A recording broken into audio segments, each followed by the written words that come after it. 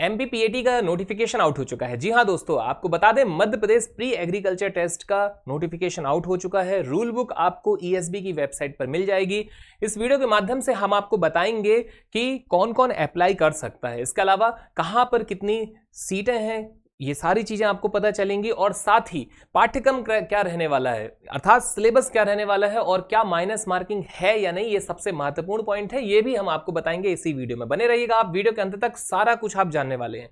तो सबसे पहले तो आपको बता दें कि ये जो आपका रूल बुक है इसमें स्पष्ट शब्दों में लिखा हुआ है। क्या लिखा हुआ है, तो यहां पर आपका ये मेंशन किया गया है कि ये क्या है, ये प्री एग्रीकल्चर टेस्ट है, ठीक है। और फॉर्म भरने की जो प्रारंभ तिथि है, देखिए ये प्रारंभ तिथि जो है वो आपकी कब से है, 24/3/2026 से है, ठीक है। अंतिम तिथि कब तक है दोस्तों, तो 7/4/2026 तक है, यानी कि आप 24 मार्च से फॉर्म भर सकते हैं। कब तक आप इसमें अप्लाई कर सकते हैं, 7 अप्रैल तक कर सकते हैं। संशोधन की तिथि भी 24 से ही शुरू हो गई है और आप कब तक कर सकते हैं उसमें किसी भी प्रकार का कोई करेक्शन, तो 12 अप्रैल तक कर सकते हैं। अब बात आती है जो सबसे इंपॉर्टेंट पॉइंट है, एग्जाम की डेट क्या है, तो आपको बता दें परीक्षा की दिनांक है 8/5/2026। 8/5/2026 का मतलब है दोस्तों 8 मई से आपका ये टेस्ट स्टार्ट हो जाएगा। और अब आते हैं सबसे महत्वपूर्ण पहलू पर। देखिए ये सब बातें तो बात की बात है, ठीक है। ये सब कितना क्या फॉर्म फीस लगनी है, ये सब उतना इंपॉर्टेंट नहीं रहने वाला है, ठीक है।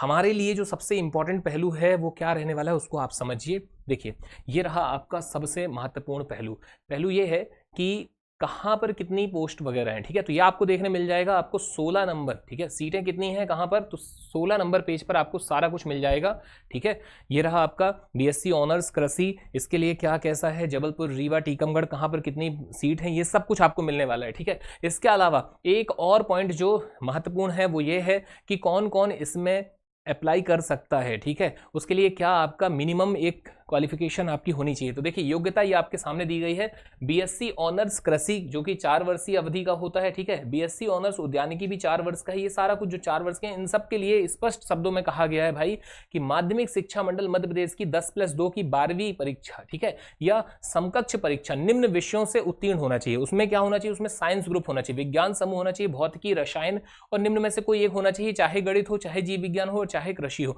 तो ये चीजें होनी चाहिए। अच्छा, इसके अलावा अगर मान लीजिए ये नहीं तो क्या है, तो अथवा में देखिए लिखा हुआ कृषि समूह हो, अथवा में क्या हो, कृषि के लिए उपयोगी विज्ञान और गणित हो। इसके अलावा फसल उत्पादन एवं उद्यान शास्त्र व पशुपालन एवं कुक्कुट पालन इत्यादि से कुछ एक उसका क्या हुआ हो, 12th वगैरह हो, ठीक है। या उसके विषय समूह में क्या हो, विज्ञान समूह अर्थात जीव विज्ञान, रसायन विज्ञान एवं कृषि विज्ञान हो। तो ये सारा कुछ किसके लिए हो, बीएससी ऑनर्स कृषि, बीएससी ऑनर्स उद्यानिकी और बीएससी ऑनर्स वानिकी के लिए। अब बीटेक यदि आप कृषि अभियांत्रिकी करना चाह रहे हैं, ठीक है, तो इसके लिए आपका क्या कंपलसरी है कि आपका भौतिकी, रसायन एवं गणित और अंग्रेजी विषय के साथ हो। ये सबसे महत्वपूर्ण बात यहां पर है। इसके अलावा अब आते हैं एक और पॉइंट पर कि हमारा जो एग्जाम होना है, ठीक है, उसमें क्या माइनस मार्किंग रहेगी कि नहीं रहेगी, तो ये भी आपको बताए दे रहे हैं यहां पर एकदम स्पष्ट शब्दों में, आप देख लीजिएगा। यहां पर आपका जो सिलेबस है, पाठ्यक्रम है, वो भी आपके सामने है, ठीक है।